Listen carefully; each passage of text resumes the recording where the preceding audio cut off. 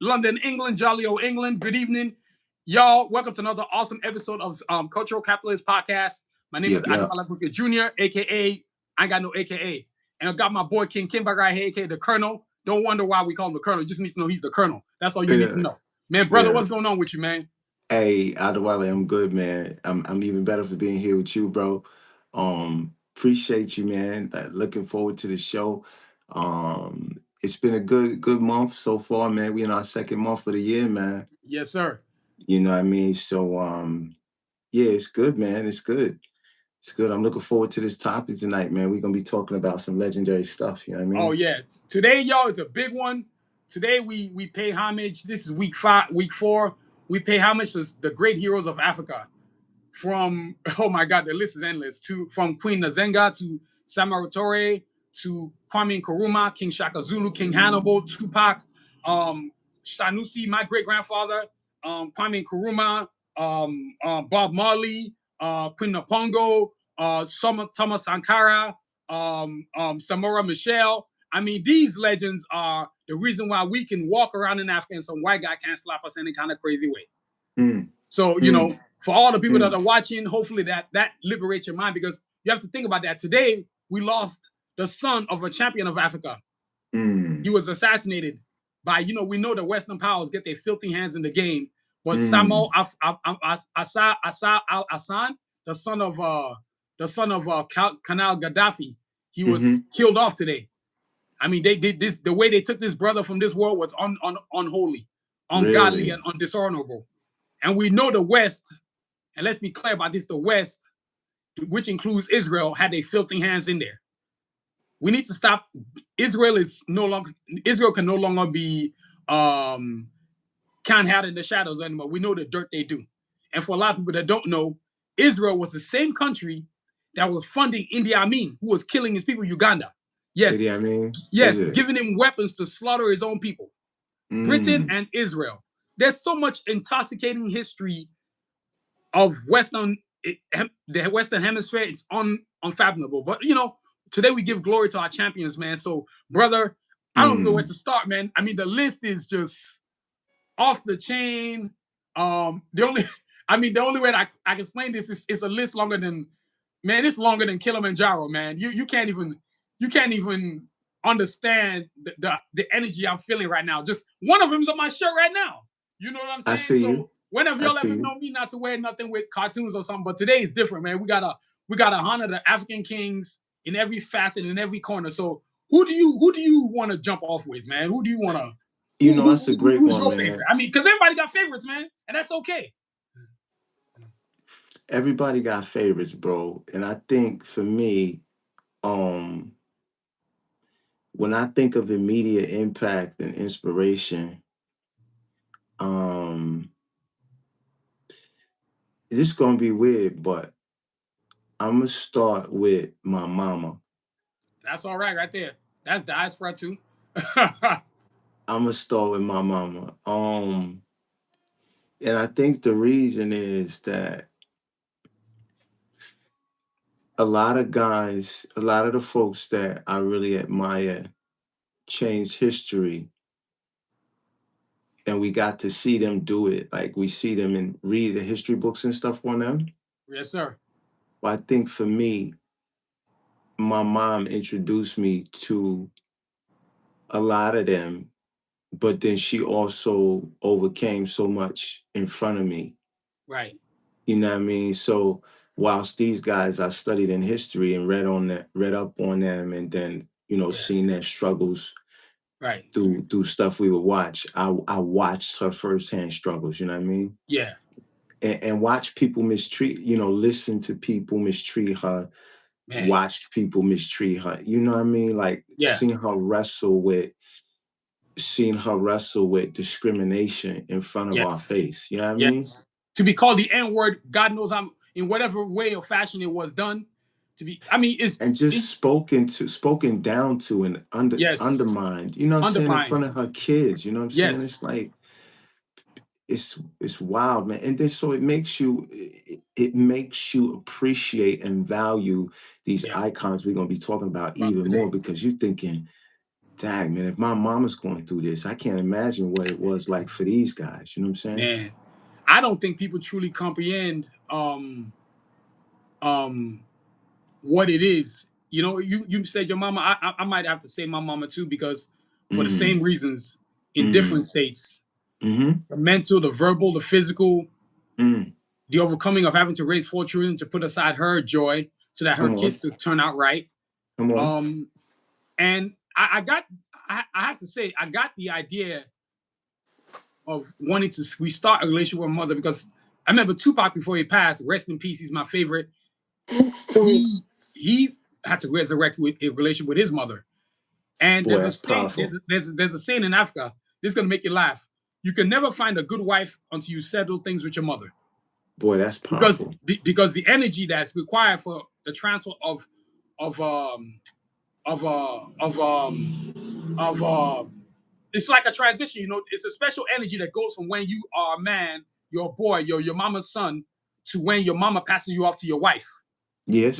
Yep. Now your wife becomes your caregiver, Mm, but in a different way because now it's your partner.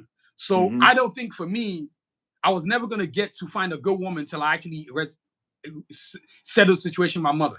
So That's my mother is powerful. my hero, so much so that her character is one of the characters in the Cards of Assassin universe. That's I made her powerful. character a god, and I was able to put it on a shirt, a pair of leggings, you name it, I did it, and I'm It's proud of it. powerful. Yeah. And you don't, our mamas are really, and we're gonna get to the fathers too, but our mom, my mother is really a champion of my life. So much so I Mm-hmm. wrote a song about her. You know, I Mm-hmm. used to have to play Dear Mama all the time with Tupac's Dear Mama, but Tupac gave me the courage to write a song about my mama. And so I'm Absolutely. able to write that traumatic event, but make Mm-hmm. it relate to so many people. Mm. And the first version, when people heard me, like, wow, this is the most beautiful song I've ever heard in my life. Not Mm. what I can do now. Can you imagine what that's gonna sound like? So we have to Mm. give credence to these amazing human beings that, and I always say this, ordinary people doing extraordinary things. Yeah. I think the greatest thing a parent can achieve is to be a great parent. Mm-hmm. Not the money, because too many parents are always trying to be very um Materialistic. materialistic. Mm-hmm. But your child remembers you when you're consistent, Mm-hmm. when you're there. My Mm-hmm. Your soccer presence. practice. Say Mm-hmm. what your presence, my soccer Mm-hmm. practice, the knowledge, the understanding, like the way you do handle it with your kids, the way I see my brother handle his kids, the way I see my younger Mm-hmm. brother handle his kids. You know, Mm-hmm. for me, I'm grateful that I'm not a father yet because I was not emotionally ready to be a father because I would have done a terrible job So because I important, was bro. very damaged. And you can't be a damaged individual having kids, man. I'm sorry. It's just not healthy. You're So, absolutely right, bro. you have to understand you're moving with the flow of existence, and these are the heroes that we're talking about. So yeah, that's who my nomination is, man. Now I can have all Mm. the other champions that are coming behind that. So Yeah. this show brings us a lot of African kings and African queens. Who are some of the ones you want to jump off just random off top, man? Um, Yeah. I will probably I'm gonna start with MLK. I'm gonna start with MLK. And the reason I'm gonna start with MLK is because I feel like he outwardly he unashamedly embarrassed, crushed and defeated the fictitious ideology that was cast upon the African diaspora in America. yeah, I feel like he made his intelligence, his wit, his charisma, his knowledge, his spiritual knowledge and depth just really made a joke of all of the foolishness that was perpetrated about African. I mean, it just made it look dumb. You know what I'm saying? yeah. It's just, That's an understatement to say the least. and I think still does to this day because for all that people know of MLK, like l- later on in life, after I had watched all after I'd heard I Have a Dream, I don't know, 30, 40 times, I came to the point where I was like, you know what? I want to find out more about this man. He's got this book called Strength to Love, Yeah, which is basically a bunch of his sermons. And I've read that book and I've been rereading it. And I would go and watch a lot of the other stuff that I hadn't heard about him. I went and read this one autobiography about him and the fact that, how he never chose to start the movement that he spearheaded. He said the movement chose Chose him. him. He was at home one night and the phone rang and he answered the phone and there was a death threat. Huh. And he said his kids was in the bed, his wife was asleep. And he sat in the kitchen and at that moment he knew he had to make a choice. Yeah. Am I gonna walk away from this? Or am I gonna answer the phone? Yeah. And he said during that week, people kept coming to him. And he said eventually he had to answer the phone. And I just think, man, the level of courage and the level of intelligence this man had Yeah. is immeasurable, man. And I don't he gets credit, but I don't not in a way that I feel like he deserves a lot of times. You know what I mean? That's funny. Mine is for me the greatest civil rights activist. Mm-hmm. I think is Malcolm X. Mm-hmm. Because Mm-hmm. Malcolm X he can be devastating. He can be a typhoon, but he can also be a gentle wind. Yeah. He can be Yeah. both. He can speak with harshness, but can speak with tenderness too. I don't think Yeah. there's ever been a figure. If you had actually told me that a human being named Malcolm X actually existed, and I saw no video of this man, I would never believe you. But to be able to watch Mm. videos on this man, I watch one Mm. every single Monday, and I cannot Mm. believe a human being like this actually existed. The brain power, the intellectual power, the strength, the courage, the understanding of the situation. You know, we I Malcolm X is the most there's a lot of misunderstood figures. Shaka Mm-hmm. Zulu, Tupac, Malcolm X, Thomas Sankara. But I think Malcolm X, out of all of them, is the most misunderstood because they just don't want to give him credit. A lot of people don't know this, but when Malcolm X and Martin Luther King finally met, the goal was simple. Malcolm would unite the North, and Martin would unite the South, Mm-hmm. which was actually what was happening. And that thing where Malcolm X and Martin Luther King shake hands, that was the scariest day the FBI never wanted to see. That had people shitting in their pants, excuse my English. That was like, we don't want to see that. No. These two dudes, no, we don't want them shaking no kind of hands. And when it happened, that piece of trash, J. Edgar Hoover, was having a heart attack. He's Yeah. like, no, no, no, no, no. I did Yeah. not want this. Malcolm X is the most powerful.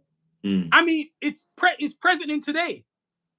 And I'm not knocking MLK, but nobody's picking MLK. When you go in anywhere you go in the African American community, and I mean all over the world, off top, when you talk about civil rights activists, the first person to come out their mouth is Malcolm X.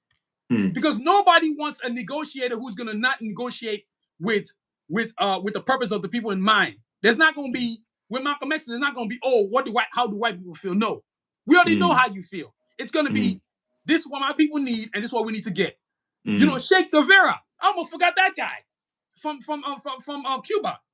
You know what I'm saying? But he Malcolm X to me, and he what's that word? How do you say? He he embodied the frustration, the joy, the will, the courage, the just we're not. I'm gonna do this by any means necessary. Till today, if you say by any means necessary, go ahead and drop $1 in the residuals for Malcolm X. I'm tired of all these white people talking about by any means necessary. Oh, now it's okay to say it. Yeah. But when he was saying it wasn't okay. But when you Yeah. say it, what is as Tupac said, when whatever the hell the guy that said, give me death or give me liberty, why is it any different when the African man says it? Yeah. Now you're threatened because the Yeah. African man knows the right to his freedom. Am I right or wrong? It's always been this disdain attitude that whites think they have the right to tell us how to be liberated. No, you don't have the right to tell us how to be liberated. You can never tell us how to be liberated. I won't allow you to tell me, I won't allow you to besmirch Malcolm X. I'll proudly wear a Malcolm X t-shirt. I've got him in my car. I've got him on my wall. You know what I'm saying? Actually, a lot of people don't know this, and I'm going to break this down one day. But I'm going to only tell you a little skip of this.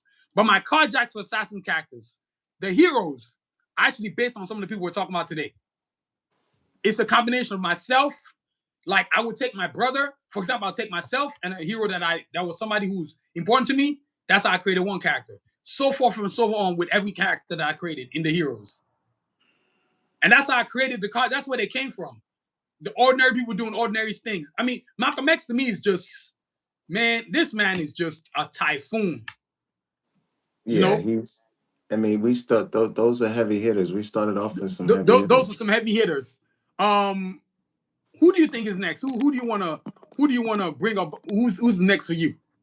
Um. Ah, man, that's a good question, man. That's a good question. I like sports figures, bro. Muhammad Ali. that could be interesting. That's a heavy. That nobody gets any heavier than that. Ali's a titan. Yeah, nobody gets heavier than that. I mean, Ali's a nobody. titan. Nobody. Yeah, Ali is a titan for sure. Yeah, Yes. Ali's a titan. Um, I would probably go like I mean the first two folks that turned me on was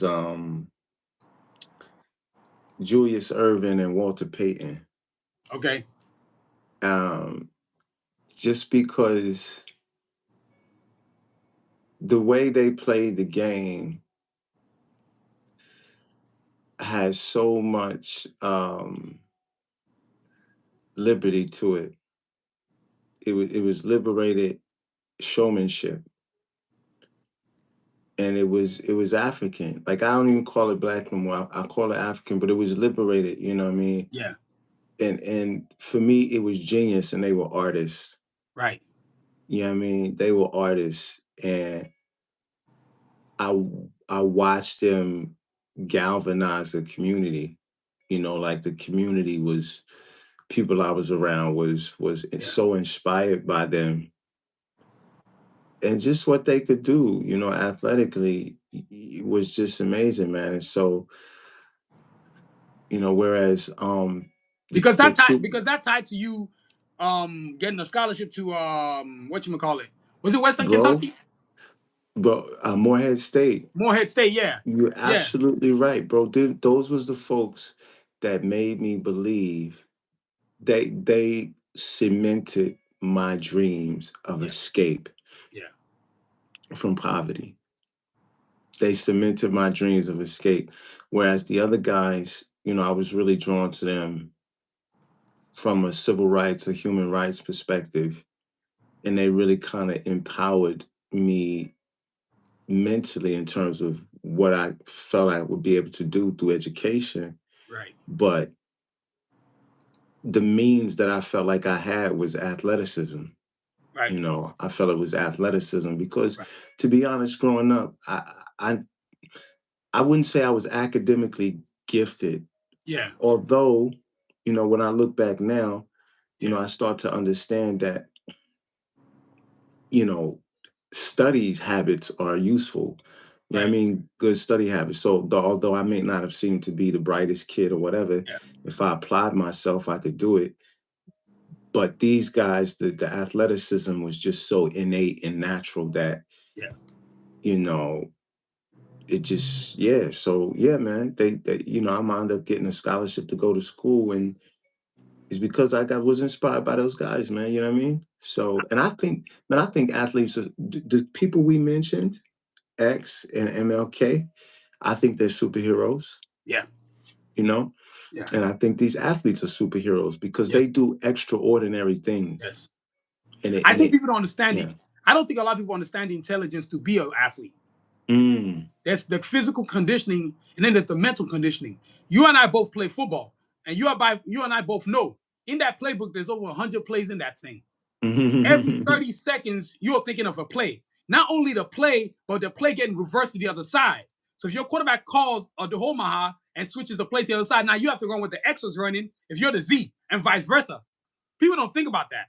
You know what I'm saying? I played running back. Everything was always I had to go to the upper side of the call. So everything that I was going to do on the right side now, I have to bring back to the left side if the quarterback changes the play. Depending on the routes. You know what I'm saying? Blocking schemes, all that.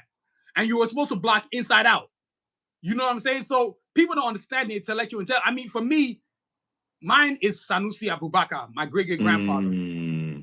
A warrior king. He made sure my last name wasn't a slave name. He mopped the floor with the French and the Portuguese. And I see no other. I've talked about him on a podcast episode before. This man, the name of my company, I named after him. Last year when I went to Nigeria, I did not know this. But Sanusi was within 20 minutes of proximity of where my father lives. My grandfather is 20 minutes of proximity around me. So there's a great triangle around me. And when I stood upon his tomb, there was a freedom, there was a wave of energy that went through me. And since that day, what was that date? May 27th, I think it was. I've been different, man.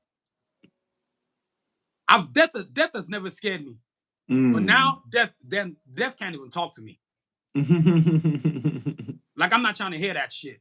It's a different me now. I'm taking the strength, and I believe in that spirituality where you can borrow the strength of ancestors that come before you. So whether it's Sanusi himself, or Tupac, who's my favorite, or Malcolm X, or Medgar Evers, or Bob Marley, or Queen Nipongo, I can get it from anywhere I need it.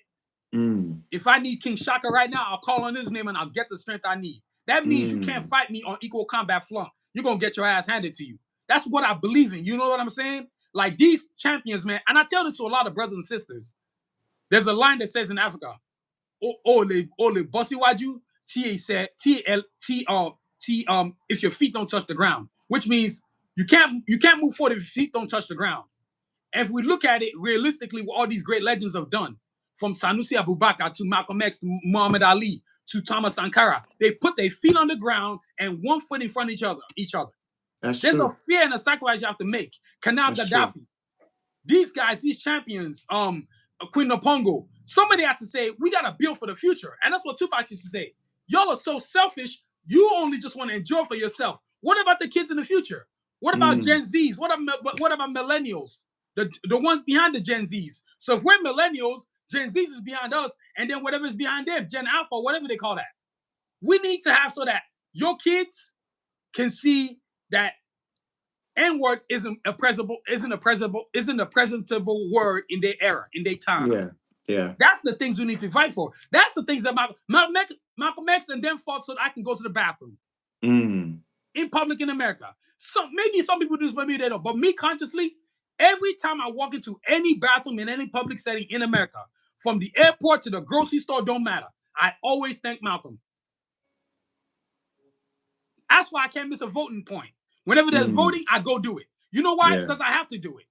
Yeah. People like Harriet Tubman, people like Rosa Parks, people like Sojourner Truth. They died so you can go vote. You have a duty to these people. You owe it to them. They're not dead legends. Their spirits are still alive. Every time, I always believe in this. When somebody dies, another person enters the world. Now, whether this person that enters the world is going to be of benefit to the world, we don't know. But we know that when somebody leaves, you come in. That's the scales of balance. That's why I always find it funny when scientists try to control nature. It's not your business to control nature. It's your business to understand and respect nature. You know what I'm saying? So you have these great legends. Like, for me, Sanusi is big for me because he gives me I can actually touch this character. I'm in his bloodline. I'm his descendants. Like, that's a different feeling, man. Like, it is. That's a different feeling to be a descendant of somebody like that. It is. I know where his tomb is. I can go to it when I want. That's what inspires me to say, you know what? I'm done with America. I got to get the hell out of here. There's nothing this country can give me that I can't get anywhere else, especially in Africa. As an African, wherever you are in this diaspora, it's your duty to. And let's be frank about this too. A lot of us in the diaspora are of no good to Africa. We are the disease of Africa. We don't want to see Africa move forward because it benefits us for her to be messed up so that you can keep eating, which means you're a selfish human being. We've got a lot of them. It's not an accident that Ivory Coast is a hot mess. Because he's not even worth remembering his name. Benin is a hot mess because Talon is a greedy piece of trash. Yeah.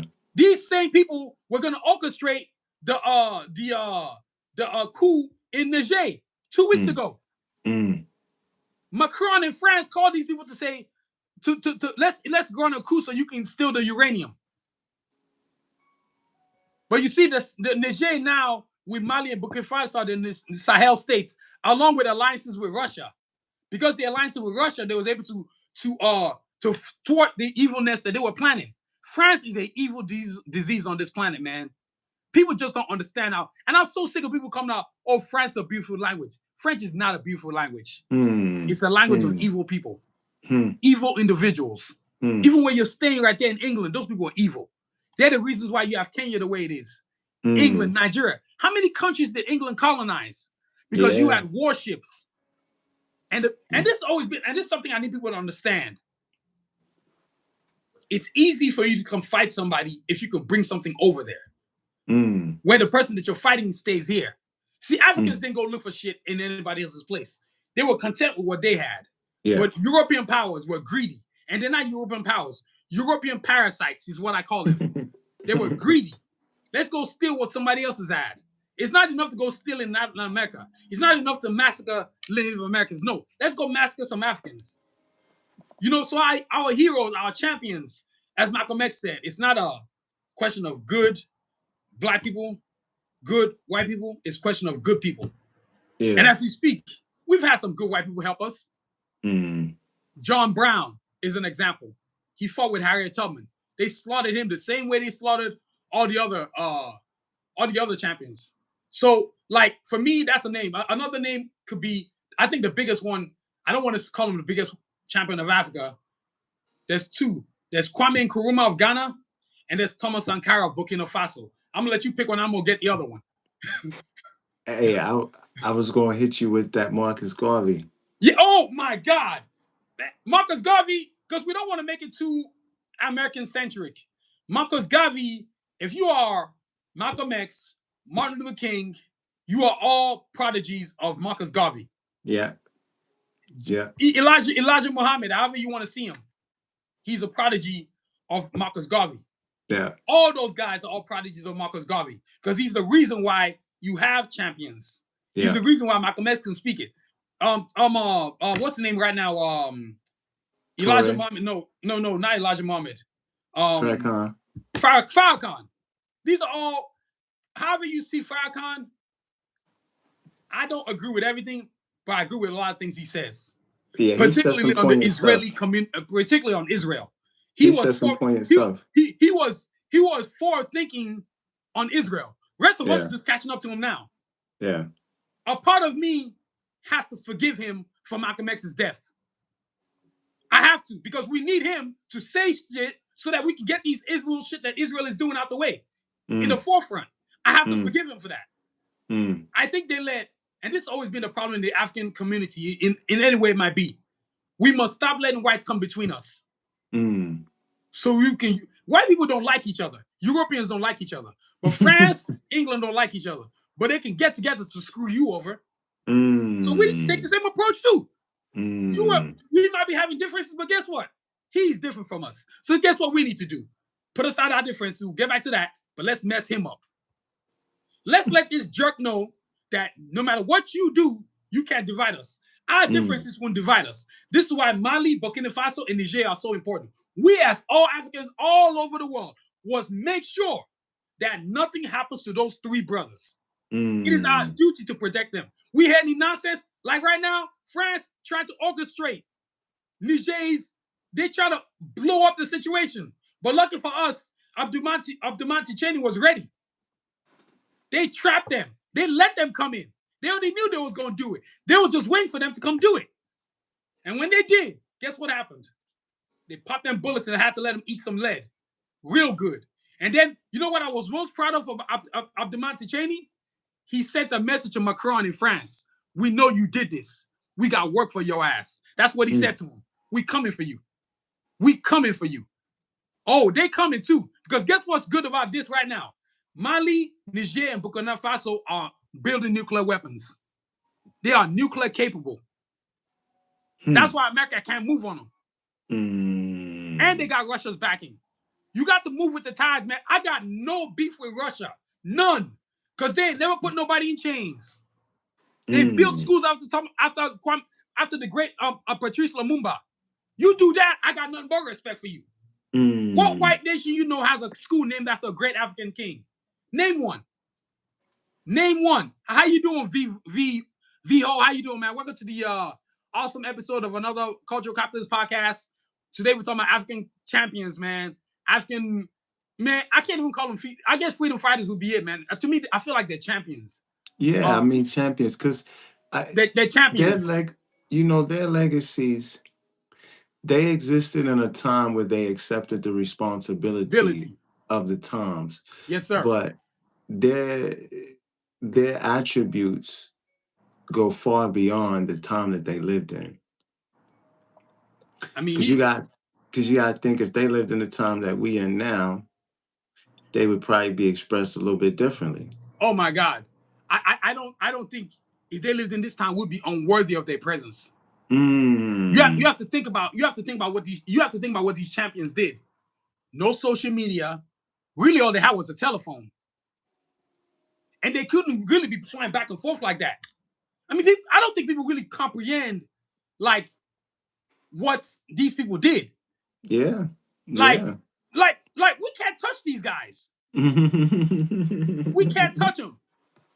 The best we can do is just hold them in our hands, but we can't touch them. Can't touch no Malcolm X.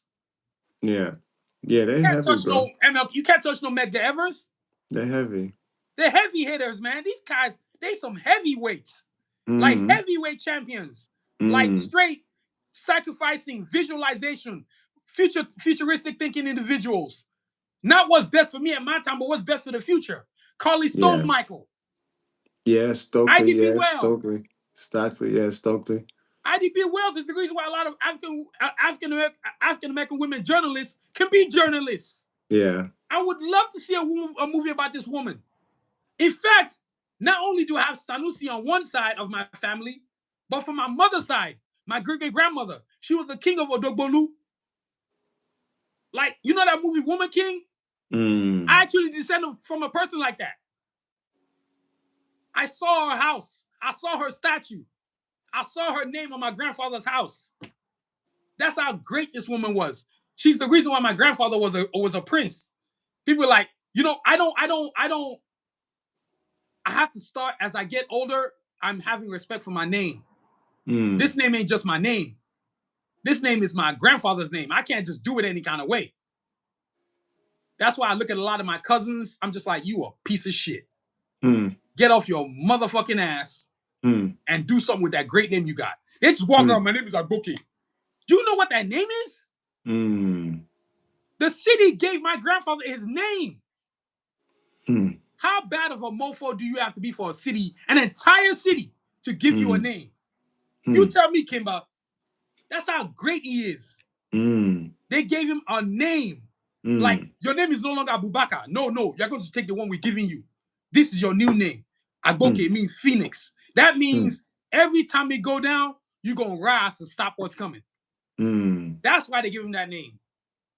It's crazy, man. Like, when you think about another set, to me, I'm going to let you take the American, I want to call it the African-American side, and I'll take the African side. That way we can get all back, all that we can get it covered. Because I don't want to miss nobody. For me, another one is three guys.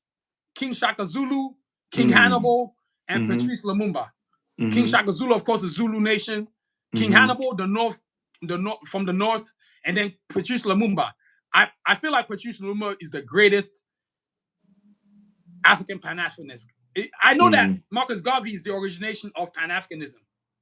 But when you talk about the spirit of Africa, it's Patrice Lumunba.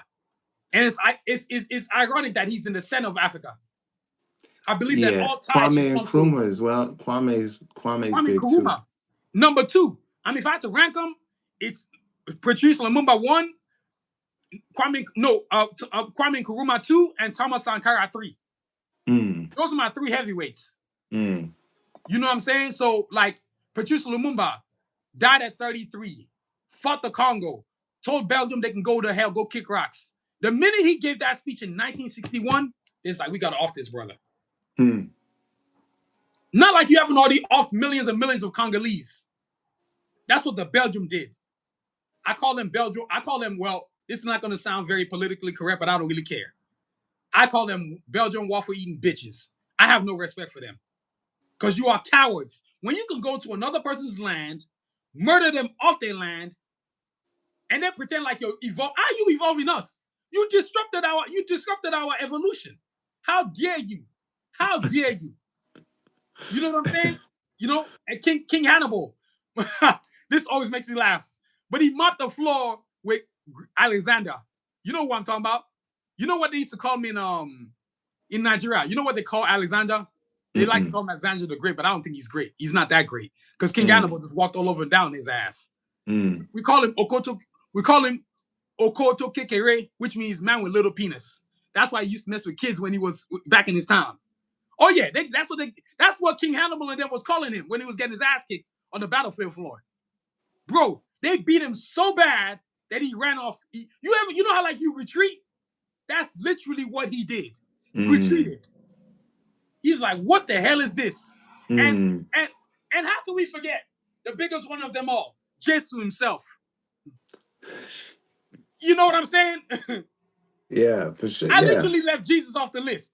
Yeah, That's the original civil rights activist. Bad man. The original You know what bad I'm man. saying? We call him Jesus in Africa, and that's his real pronunciation. Not the nonsense that they say in the Western world, Jesus. Where the hell you get that? And he ain't white. He ain't got blue eyes. No, he was 6'3", 250 and had dreads, and he put in that work. Yes, Jesus used to put swords in people's chests. Not the BS that the Western media wants to portray him as. I'm not going to tolerate any situation where you tell tales of our brother, our father, in a non-honorable fashion. We're done with that. You know what I'm saying? A lot of Africans know what Jesus really is. You're not. Me and my uncle were just talking about the other day. Said, no matter what these white people say, we know Jesus is a brother. He's black. You can go choke on that. You know what I'm saying? So go ahead, brother. Who you got? Man, shoot. You grabbed a good few of the ones that I was gonna put up there, man. Well, my bad. My bad. It's all good. It's all good. Yeah, man, you said some amazing ones. I got man, John Henry Clark. Okay. Hey, the line. Black power, black beauty without black power is useless. I totally agree. Frantz Fanon, Haiti, mop the floor with the French. Oh my God, dude, the list is never gonna end, man. Nah, it's not meant to though. You know, it's not meant to. I think the thing that's so important about this list too is that much of what we're talking about and honoring on this list Yes, sir. is not what is currently championed in modern media right now. No, it's not. Because they're afraid of it. You know, it's really not. So this is why I say that this new cartoon my kids came across is something that is refreshing. It's my dad is a bounty hunter. Yes, sir. You told me about that last week. Yes, sir. You know, I'm like, yo, this film or this animation series is one of these series that people took their time, the creator took their time to say, you know what, I'm not going to pander to what has been projected on us over the years. Yes, sir. And I'm going to raise the standard in terms of how we are portrayed, man. This guy's name is Everett Downing. Is he a brother? That. Yeah, he is. He is. He is. That's who came up with this. The reason why I asked that is because most of the time, for a lot of the times, every time we had a show made for us, it was always some white guy behind it. And you can't tell my damn story.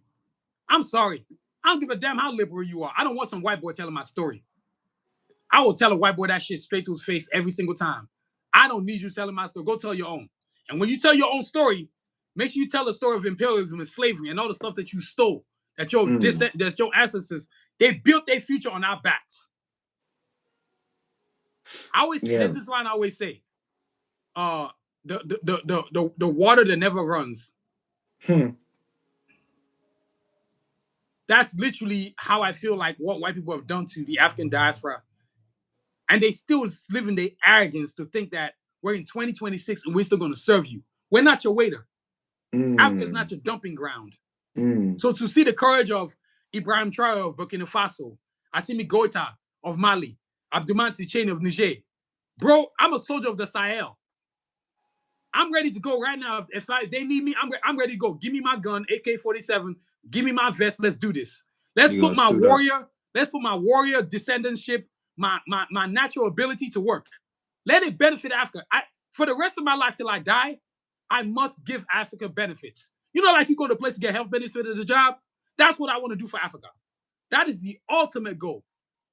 Benefits, technologically, infrastructurally, healthily, education-wise, real education. And African kids wearing African attire to school. Fuck a uniform. I'm not running from it. I'm not riding from it. That's my mission.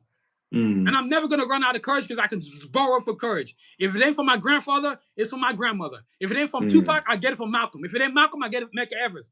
I got endless supply. All I got to do is call the name. That's it. You ever watch this cartoon? It was called Defenders of the Earth. And there was a character named Phantom.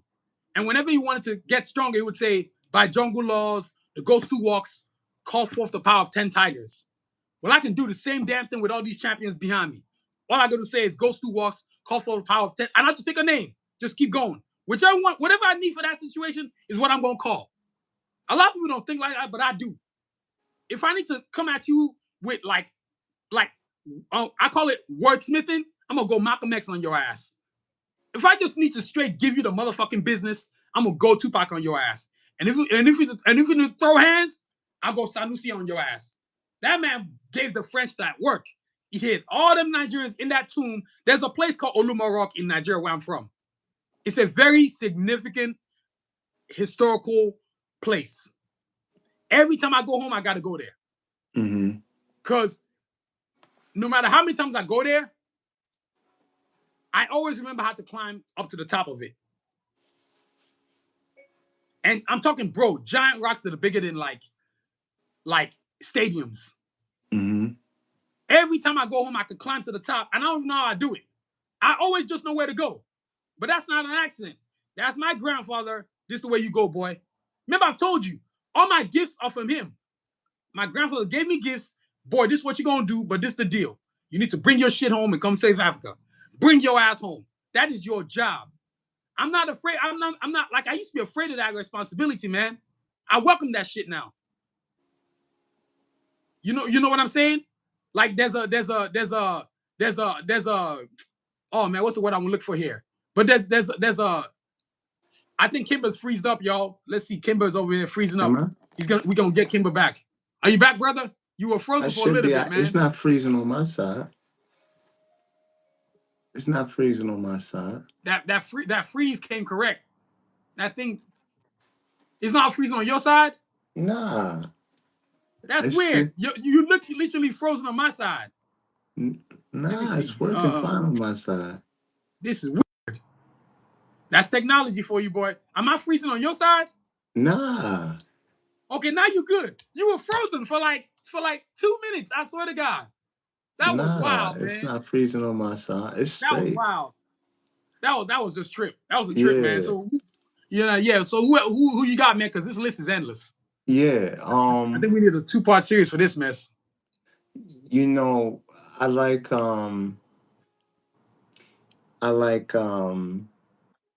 what's his name? George Washington Carver. Okay. Benjamin Banneker. Okay. These, the black inventors. George Washington Carver, the peanut butter. Yes, sir. Yeah, man. I mean, those two guys are big as well because I think in terms of science, like Africans aren't often given credit for being amazing scientists, but these guys, they laid it down, you know what I mean? And they set a standard we got it. Yeah, go ahead. Go ahead, bro. You good? No, yeah, we good. Yeah, like you were saying, I feel like I don't want us to there's a lot of women we're not talking about now. We're leaving women out. I feel like we're leaving the ladies out, and you Hey, ain't got no movement if you ain't got the sisters in that mug. hey, listen, Harriet Tubman, bro. Harriet Tubman. Yes, sir. Uh, AKA the GOAT, uh, what's her name? Sojourner C.J. Truth. Walker, Madam C.J. Walker, Sojourner Truth, uh, Mary Bethune Cookman. Um, I think it was Mary Bethune. I think she's the first African American millionaire. Madam C.J. Walker. Yeah, which one of them is the first? Let me see. Madam C.J. Walker. Is that her? Yeah, Madam C.J. Walker. Yeah. Madam C.J. Walker. That's right. She was breaking them dollars, baby. She Yeah. was getting that bread. I used to like the way she talks about money. Because she talks about money like it was her baby, man. And so, I one thing I love about being a brother, I love the way about how African Americans talk about money. Because we talk about it in a way that's so passionate, man. like white people say money, but we say bread. Let me get that paper. You know what I'm saying? Like Marshawn Lynch, he's my favorite. Let me count them chickens, man. I mean, I just love I love the artistic, charismatic, Yeah. intellectual brilliance of Afrocentricism. It's too damn good. I mean, I ain't gonna lie to you. I think I enjoy being a brother too much. I think I It's enjoyed it a little bit too much. Because I love being a brother. I can't help myself. You know what I'm saying? I'm always bragging about this chocolate skin just being totally fantastic. And white people hate that shit. You know what I'm saying? You see me, you know I walk with the arrogance of African kings, and I don't give a damn. When I go to work, they know I don't give a damn. You know what I'm saying? I don't hide my African greatness. I will not. You know what I'm saying? It's just, and this is the courage that you get when you know what you descend from. And if I could give any gift to any brother or sister in the diaspora, your name and where the hell you come from. You know what I'm saying? I think I can't speak on the I can't speak on the importance of how important that is. You know what I'm saying? So these are the ladies. You got Sojourner Truth, IDB Wells, the first woman to publish, was the first journalist. Angela Davis, Queen Oh Nipongo from wow, Angola. yeah, Angela Davis, yeah. She fought the Portuguese for the freedom of Angola till today. There's a statue of Queen Nipongo. Queen Nefertiri from Egypt. In spite of all the nonsense, I don't hate Cleopatra, but the only reason why they even talked about this woman is because she was light skinned. They have this tendency to want to do that, and that's the truth. But Cleopatra, as a child, I used to hate her guts. I don't hate her no more. Yes, the dynasty fell when at her time, but she was trying to make alliances to keep the dynasty up. Because back then, race wasn't an issue. Nobody looked at each other's color. You were just from different places. But I think one of the biggest things that was a mistake of hers is she should have never united with the Greeks. That was a mistake. That cost her a kingdom, her kingdom, her children that died after she passed, because she had to kill herself. Because if she didn't kill herself, when they captured her as a prisoner in Rome, they was gonna drag her like a dog through the streets of Rome, man. And keep in mind, this was the mother of the children of Julius Caesar. Then after Mark Antony. So a lot of people see her as the woman who had kids for a bunch of white boys. That's literally how they see her. Instead of seeing her as the queen that she was fighting for the liberation of her people. Like I said again, back then it wasn't a color thing. And then backtracking back to Queen Nefertiri, the true greatest queen in Egyptian history. This woman was incredible, man. Warrior queen, mathematical genius, tactical genius. She took it from the pharaohs and just took Egyptian law up to the top. And then you have to understand how she was able to. I think her and Mansa Musa were in the same time frame. Can you imagine Mansa Musa and Queen Nefertiti in the same time frame. What the hell? Hey, you know Arguably the greatest king. that would have been a Go good ahead. time for the unification of the Yes, continent. yes. And you did have unification. Like you have, because you have to remember, Mansa Musa was going around giving loans to other countries. That's true. That's true. That's true. So you had That's true. unification. The division came when the European powers came, when England first set foot on Africa. When we let them, when we traded with these people. Oh, you take palm oil, and no, give us slaves and we'll give you, and palm oil. Or what was it, gold? The gold that you stole from somebody else. Like, it's incomprehensible that you have to think about King Shaka Zulu in 1787, the greatest warrior king ever in history. No person can fight Shaka Zulu. Not even my grandfather Sanusi, the greatest warrior king to ever live. And there's been some bad mofos, but none of them can touch Shaka Zulu. I don't even think Jesus himself could beat Shaka Zulu. And Jesus was a bad mofo. Jesus was that dude. Because all these great You kings, wildin'. from King You wildin'. Hannibal to King Shaka to even Sanusi, they all got their battle strategies from Jesu. All of them. Mm, All of mm, them. Even Marcus Garvey. Even if you weren't militarily, and even Marcus Garvey was a military man. mm, All their tactics came from Jesu. All of them. mm. Malcolm X, Elijah Muhammad. I mean, you can have whatever you want to say about Elijah Muhammad, but there's one thing you can't deny: he wanted black empowerment. Yeah. And that, to me, that's what makes a lot of what they talk about palatable, Yeah. is because it's wrapped in the history of the diaspora, Yes, sir. you know. Because I've never been convinced about that path in terms of spirituality. Right. But I respected it because they pinpointed some truths, some very deep truths in terms of Right. what has happened in history. And it is about empowerment, that whole walk, Yeah. that whole spiritual ideology that they follow is definitely rooted in empowerment and equality, and the reinstitution of the identity of the African diaspora. Yes, sir. So it's, I've had to respect it. I've had to respect it because historically, man, we see that there was an attempt to dehumanize the African Yes. diaspora, man. Attempt. They're still doing that now. I know. It's only, and I think this is small, but it's big. It's through the African music, especially with Afro beats, that now they Mm-hmm. can't do that.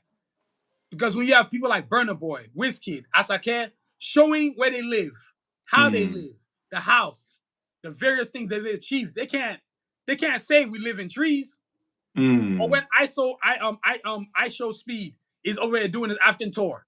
That fool has single-handedly just broken all stereotypes. Like all of them.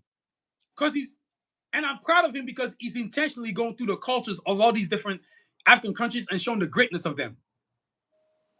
What he's gonna do is what I always dreamed of. Now a lot of brothers from the diaspora, especially from America, from Caribbeans or wherever they at, they're gonna be like, oh hell no. Let me bring my ass to Africa. Plenty of space for all is all. You came from here anyway.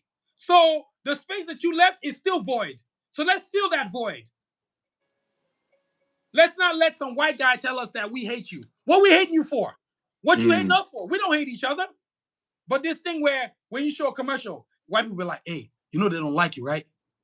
And then the Africans, they'll be like telling the Africans, those African Americans don't like you, right? And they'll come back to the African American side. Hey, those Africans don't like you, right? How the hell you know what we like? I ain't never met you. But we both know what we don't like. You. Yeah. And we're not hating on all white people because, like I said again, there are those who have been alliances. But if you're gonna be an alliance with us, don't tell us what to do. Mm. We can drive our own bus. Thank you very much. That's real. You know what I'm saying? And you say That's it all the real. time, whether it's in the words or in your songs. There's always some kind of, even your new book. That's a perfect example of we drive the bus ourselves. Thank you very much. We don't need to be. I always say this to a lot of African Americans and brothers and sisters from wherever they are.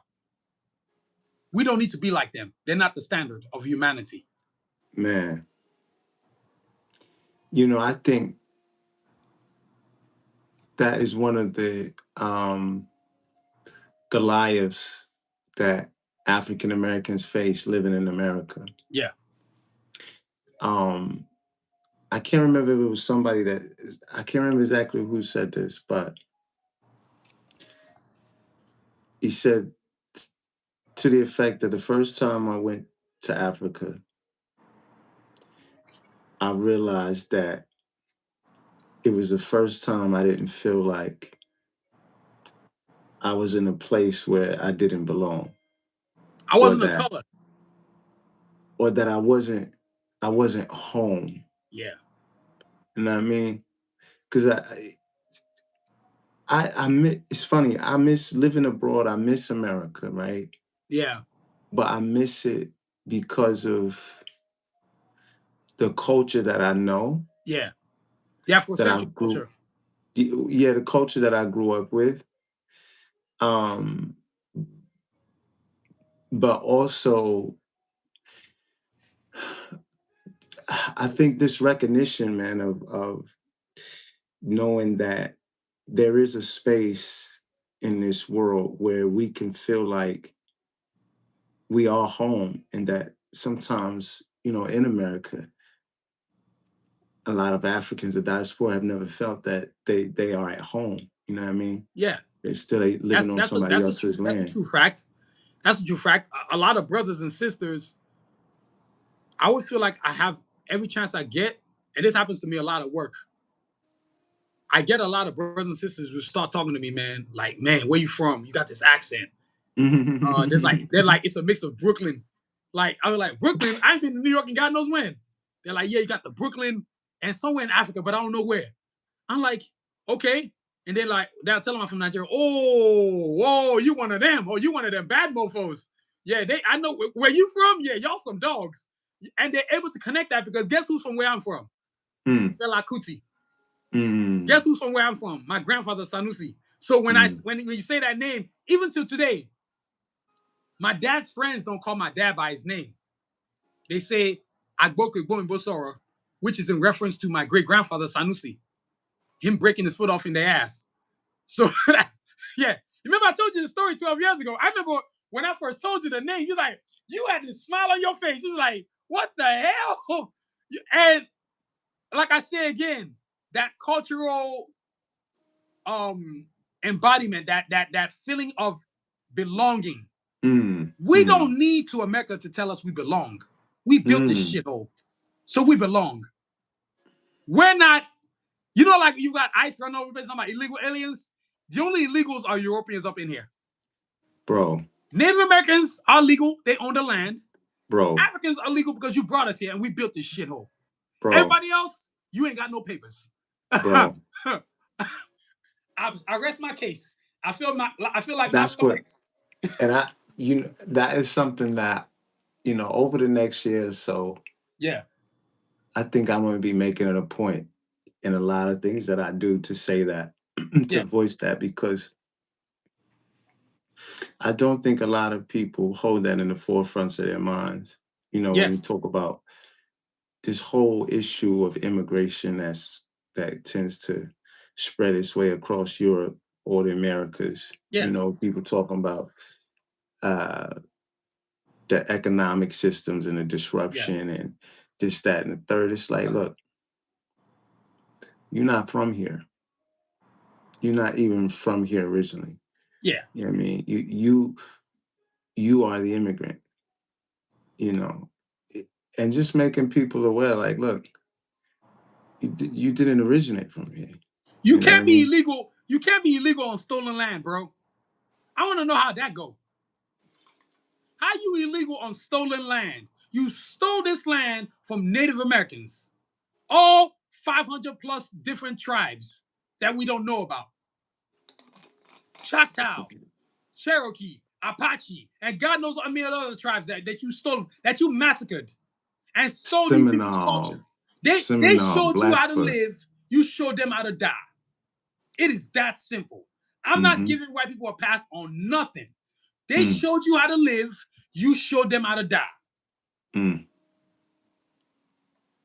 Battle of Cherokee, 1860, no, 18, 1815, I think it Mm-hmm. was. How many Native American brothers and sisters did you slaughter? Rape. Right? Mm. Liberals are always trying to tell these stories like, oh, we were so nice to them, and we just came, and we bought gold, and we told them to get off the land, and then they died off. You killed them with yellow fever through the help of the Catholic Church. The Catholic Church's hands are swimming with blood. Mm. That's over 500 years old of death. Mm. This is why I have no problem with watching the Catholic Church go through the nuts they're going through now with all their pedophilic abilities. That's what I call it. How do you say it? Pedophile abilities. You are pedophiles. Or you're abstaining from women. You're just not abstaining from kids with your sick selves. God's got work for you later on in life. Don't worry. He's got something very special for you. You're going to get yours. You know what I'm saying? Shoot. Man, please. Sanusi, you something else, brother. Man, I am what I am. I'm the descendant of a great African king. I will not be, you can't bully me. That's not going to work on me. You know, punking me is a bad idea. It's a very bad idea. It's not going to work out for you. Sanusi, as I stood in that tomb, I told you, brother, it's like a spiritual voice. Death can't kill you. You got work to do. So get it done. I didn't give you all these gifts so you can sit on your ass. That was the contract. I gave you all these gifts. I gave you every gift you can have. You can draw, you can just create. You got work to do. So bring your ass home and get the job done. I put me and you, so get it done. My uncle that lives in Atlanta always says, when he would introduce me to people, to his friends, this is my nephew. This is Adewale, but he would say, this is Adewale Sanusi Agboke. And then they'll say, Sanusi, yeah. And he would say to them all the time, this is Sanusi reborn. Bro, there's a lot of things about myself after I start understanding. Where does my knowledge come from? I don't know all this shit. This isn't my knowledge. In my arrogance, I thought, oh yeah, I'm just the smartest motherfucker breathing. No, that's my arrogance talking. My knowledge comes from somebody who's already lived before. He sent me his knowledge.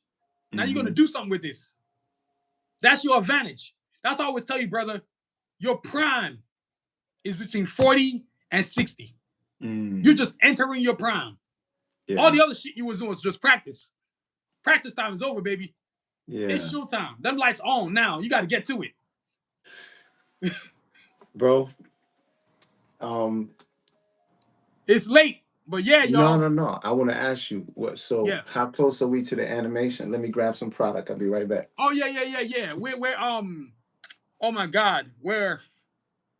I want to have this thing done by the time WonderCon comes around. I really need to get this done by.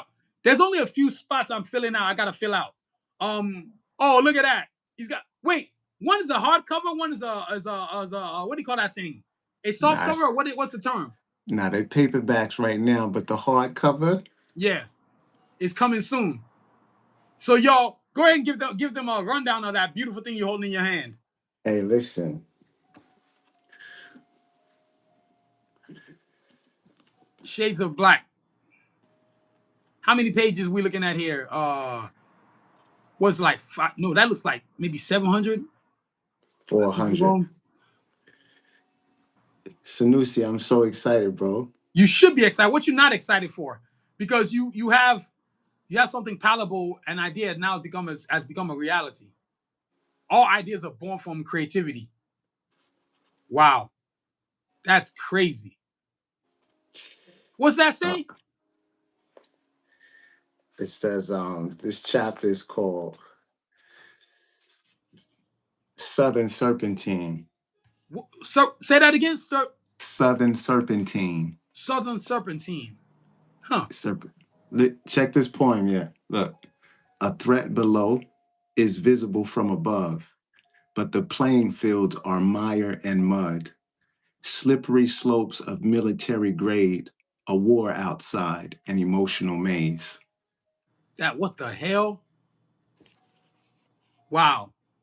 So the book, I remember you were telling me it was a story about your life and then the integration of other people's lives and how it all ties into I guess shades of black. Is it also too because I know your mother spoke of many things as an African American? Are they do do her words exist in the book in different ways?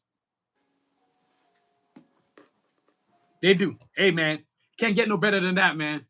I mean, I think these are the things we live for. These are the things why these champions we talk about today fought for, so that we can create things that look like us and not create things that look like white people and not have to constantly sit there and be BS to Eurocentrism because it's a parasitic disease that must be cured. All the issues we face in life are identity issues, I Yes, believe. yeah. A lot of issues that African Americans face or those of the African diaspora is more of an identity issue crisis, unresolved issues within self, the need to, like today, hearing about Gaddafi's son getting murdered, and we know who did it, Israel, because they're the same ones who killed Yasser Arafat of Palestine. They orchestrated with the U.S. the killing of Gaddafi himself in 2011. You have to understand they're not going to stop, and we don't need to stop. They've changed their playbook. They're not using they're not wearing bed sheets and clothing anymore. They're your congressmen.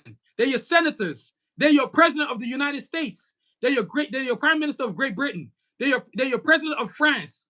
They're your president of Canada, Belgium. Those are your Ku Klux Klan members. They move as one, and we need to move as one. And I'm glad to see that now. Back in the day, they didn't have to think twice before they came and just come up in your spot. Now, they have to think twice before they show up in Burkina Faso. They have to think twice before they show up in Mali, Niger, because they know they got to work for their ass. They have to beg Nigeria to come and show up. A lot of people have to understand this. America didn't just come bomb the northern Nigeria. No, Nigeria told them to do it. Mm. You're not doing shit unless we give you permission. If you're so powerful, how come all this time since 1961 when Nigeria got its independence, why you ain't roll up on us? Because you know what time it was going to be. You don't want that smoke. So you're going to stay away from the smoke and pay off people in sectors. Crooked people who have no patriotism, no love for Africa. That's the problem. These individuals have no love for Africa. They just see Africa as a bank, a deposit and checks withdrawal type place. And we, this generation, millennials, Gen Zs, and below, must not stand for that. It's our duty to make it better for the kids that are going to be in 20, 30, 50, when we ain't around no more. I don't want somebody saying, what did Adewale do when this shit was popping? No, they're going to have my story. Oh, he didn't give a fuck. He got up in there and got dirty. I'm not looking for no clean heroes, man. I'm done with that. Let our heroes get dirty. And when I say get dirty, if you got to pop a few people, go right on with it. Because these people you're going to pop are not good human beings. And some of them look like us. Exhibit A, president of Ivory Coast, president of Benin, president of Guinea-Bissau. All these cowards who don't serve their people. You know what I'm saying? Gaddafi's son died today, and not one African leader said anything, bro. African Union ain't said shit. Respect Gaddafi enough to embrace the death of his son. But they're not going to do that. But because we revel in when an African country is going through hell, all the African countries don't come over there and help. Libya has been a train wreck for the last 15 years, bro. Gaddafi died in 2011. We're in 2026. That's 16 years of turmoil. And when Gaddafi was alive, free education, free healthcare, all the things that he was talking about, America couldn't do it. So he made America look stupid. There's a lady that I was listening to this morning. let me see if I can find her. I need you to see this, bro. She was talking about Gaddafi's son's death. And let me see if I can got it. I can flip the camera and let you show this. Where is it? Where is it? Okay, here it is. Right here. They took him out. Now, give me a moment to flip the camera for you. The son give me the president right here. Can you see? Yeah. Yep. At his home. His family members. Actually, let me see if I can do something. Spokesman. Here we go. Much better. That can you see that? That were unidentified came to his place, took down his CCTV, and unalived him. Actually, gunned him down, is what they reported. Saif al-Islam was 53 years old. He was the only son that was left in Libya. He didn't go on exile like his other siblings when Gaddafi was overthrown in 2011. As you know, his father was loved by many and hated by some. He was a figure that I wish, let me just show you an image. She was trying to show us an image of I want to show you an there's no video of him getting killed, but trust me, that video ain't no video that you want to watch. When it's a sad day when we have a son, we have the son of a champion, and nobody's even giving any. The African Union hasn't said anything. They are useless, man, brother. They are so useless. Why would they want to assassinate him, bro? Why would they want? Because he wanted to run for the president of Libya, so he could liberate the country again. Yeah. You have to understand. For the presidency in 2021. Yep. A lot of people got excited. They saw him as a hope. They were the words they used was nostalgia, because it made them feel like there's a chance that our life will go back to what it used to be when Gaddafi was in power before he was. Yeah, this rest in peace, man. You know what I'm saying? Saif al-Salam. That's his name. Yeah. Yeah. The propaganda that the Western world has tried to propagate, ain't nobody believing that crap. We as Africans celebrate Gaddafi today because we know he's the champion of the people, of Africans, especially the ones that look like me and you. Bro, when I tell you Gaddafi had love for Africans that look like me and you, he had love. And he was an Arab man. He used to say, you Arabs are some cowards. Y'all are weak. If we had any kind of strength, we'd be like these Africans right here. He knew. He wanted to unify Africa, create the African dinar, centralize our currency so we could cut the fucking dollar out the way so we can elevate. But now we as Africans must do what he was talking about. We have to carry on the fight. They can't scare me with death, bro. That's why you have guys like Ibrahim Traore, Assimi Gota, Abdullah Ticheni. These men are not afraid. Like we got work for you if you get out of pocket. They're willing to fight them on the same ground. That's why you make alliances with Russia. Get the weapons you need. And not just any kind of weapons. Top flight weapons. We got uranium. We got gold. Y'all got missiles. Let's exchange. Yeah. We can defend ourselves. And ever since these guys started defending themselves, the jihadists, these terrorists, they can't come at Burkina Faso, Mali, Niger like that no more.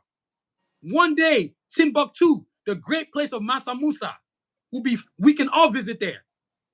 We can say that Assimi Gota, the great Assimi Gota, did this. We haven't had a great leader in Mali since Mansa Musa. So you're telling me since 1337, up until the year 2021, we had to wait that long for Assimi Gota to come up in there and do some things. That's crazy, bro. You're telling me since 1983, we had to wait for Thomas Sankara to pass. We had to wait till 2022 for Ibrahim Traore to get up in there. You're telling me, Niger, we had to wait since 1854. No, I'm sorry, 1754 for Abdullah Ticheni to get in there to do some work. What is that? We're supposed to be a processing plant. One goes, next person up. One goes, next person up. I ain't gonna lie to you, brother. When I do what I do when I'm done, yo, all that crying over my death, Skip all that. That's a waste of money. Yo, burn me and send me to the assassins and get to work. Get the fuck to work. Get the same day you put me in the ground, get to work. Don't be over there waiting talking about we gonna no, hell no. You ain't gonna waste no day. No, you gonna get to work. That's what the hell you gonna do. You know what I'm saying? Bro, it's the mentality that two champions have to have. As Martin Luther King said, if you haven't found something worth dying for, then you ain't fit to live. You know what I'm saying? So, you know, it's the animation is where it's there. It's there. The intro is ready. This intro is going to be something that people have to nibble on till I can actually get an episode up. But to have this animation, this is the intro. And my goal is to unite with other animators. So I can take that work off my load. Then I can write a script to say, this is what I want you to do.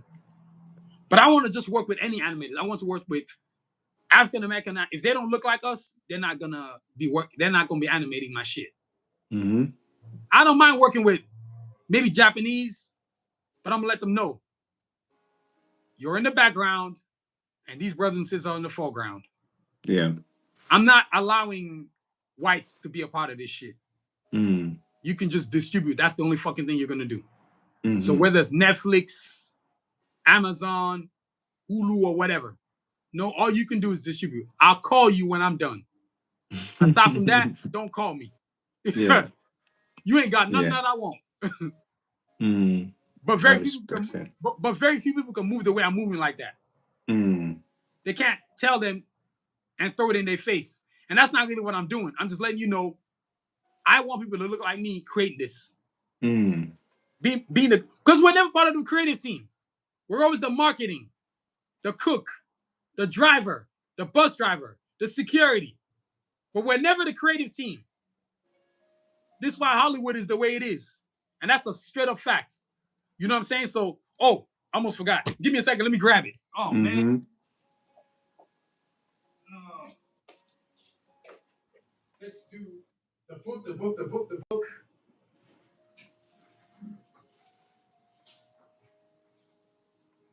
And then, my muscles. I went boxing before I came here. Everything is hurting. First things first, I'm actually about to go do some, once I get off the stream right now, I got some orders to do. But I've designed some stuff. But this right here is the newest toy in the arsenal. The Batas 3s, the green, I call it the freedom of Africa. This right here, man. These are the jump off, man. And they match your top as well. Yeah, yeah. You know, what's the one common flag? What's the one common color in all? What's the one common color in all African diaspora flags? Green. And you know what green signifies? Life. You know what I'm saying? So I had to get a pair of green sneakers. I'm actually going to get a pair of green pants, green hoodie. You know what I'm saying? Just green, man. I got to get the green, brother. I just got to get the green. Green Say is what? dangerous. Yeah, green is dangerous. And then of course you got the comic book, of course, which is still moving units. You know what I'm saying? As much as YouTube wants to slow my channel down, they can't slow it down. And they're trying, brother. They are trying. They don't want these dollars to come in my pocket. You know what I'm saying? But it's okay. This is the comic book right here, y'all. Small, large. Cardiac Assassin's Training Day. The first official comic in the Cardiac Assassin universe. This thing is a life changer. I don't want to call it a game changer anymore because it's not a game changer anymore. This book has changed my life. The trajectory that this book is going to open up, everything that it's doing daily, it's incredible. Like, bro, it's now going to be these characters the way they look like. The animation's coming. Of course, you know the back. Then you know a little bit of the front, man, the inside of the book. You know what I mean? Amazing. Yeah. Because of this book, some funding is coming my way. Hey. And this is what we as creators in the African American community, wherever we are in the world, is one of the difficulties that we face, not having funding. Yeah. And that's one of the things that I want to work on. Yeah. Getting my bread up so that brothers and sisters with ideas like this don't have to go beg a white guy for money. For sure. Because when you have this Afrocentric ideas, they always, like the IMF disease, want to tell you how to go about it. Yeah, IMF, the banking institution, they can go to hell. All they do is put countries into debt and steal from what you have. And then when they give you the money, well, do this. But when you give money to France and all these European countries, you don't tell them what to do. You know what I'm saying? So yeah, that's where we at, man. So y'all, that's our day for today. Thank y'all for joining us, man. I don't know if Kimber's got anything else, man, but it's been one hell of an episode, man. Talking about these African champions, cats such as, these names. Let me just read off these names if you don't mind, brother. I feel like I need to say these names. Shaka Zulu, King Hannibal, Patrice Lumunba, Thomas Sankara, Queen Nzinga, Samouri Toure, Kwame Nkurumah, Samora Machel, Maui, the group, Maliki II, Queen Nipongo of Angola, Sanusi Abubarka-Agboke, Fela Kuti, Adeshalo, Ganal Gaddafi, Bob Marley, Tupac, Malcolm X, Martin Luther King Jr., Harriet Tubman, Frederick Douglass, Muhammad Ali, Medgar Evers. You know what I'm saying? Who else did I leave out, bro? Who else did I leave out? Nah, I mean, bro, the list is endless, bro. It's endless, man. You know what I'm saying? Endless, but so, I mean that's a power. That's a Justice League for real. We if you didn't get inspired, have a nap and come back and watch again because you'll get the inspiration. Yeah, you got so many forerunners and champions of history of the diaspora who went before us and did it, so we could do it. So now we're here and we're doing it. It's Cultural Capitalist Podcast. What's that guy from Grenada? Marcus Bishop. Is that right, Marcus Bishop? Yeah, is that right, Marcus Bishop? I think so. Yeah, Marcus Bishop. I'm pretty sure. The great general, the great commander, Frantz Fanon from Haiti. I mean, bro, don't get, man. I get too excited talking about these cats, man. They give me this juice, just like these guys are some bad motherfuckers. These are. I mean, it makes you realize how awesome it is to have this beautiful skin that we have. Yeah, I mean, the thing is that we need to love ourselves. What we realize is that we have cultural superheroes. Yes, sir. Guys who were extraordinary, extraordinary. So, but man, look, gotta wrap this thing up. SanusiVision.com. Yes. KingKimber.com. You can pick yes, sir. Pick this book up there. Shop. Support us. If you want us to grow, you have to actually support us. Free is not going to support us. You know what I'm saying? So, free is not going to support us. So, as I always say, two things I always say. One, there's no success in skipping steps. The back of the line is just as important in front of the line. Be determined, not desperate. And then the second one, your dreams can be delayed, but must never be extinguished. So wait your time by the universe delivers your right hand. Be determined, not desperate. We speak to the spirit of all these great Afrocentric kings and queens, because without them, we wouldn't be sitting here today having a podcast. We can't speak freely like we just did just now, because this kind of things were censored. Somebody would have been telling us, yo, wait, what y'all ninjas doing over there? You know what I'm saying? So we're grateful, man. Brother, you got anything for the people, man?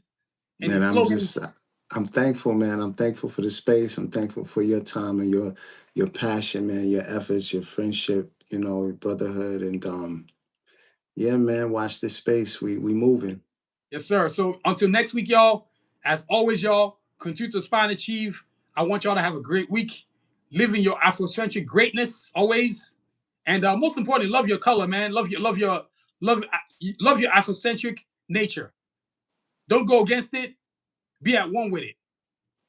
You know what I mean? Yes, sir. Peace. Peace, y'all. Yes, sir.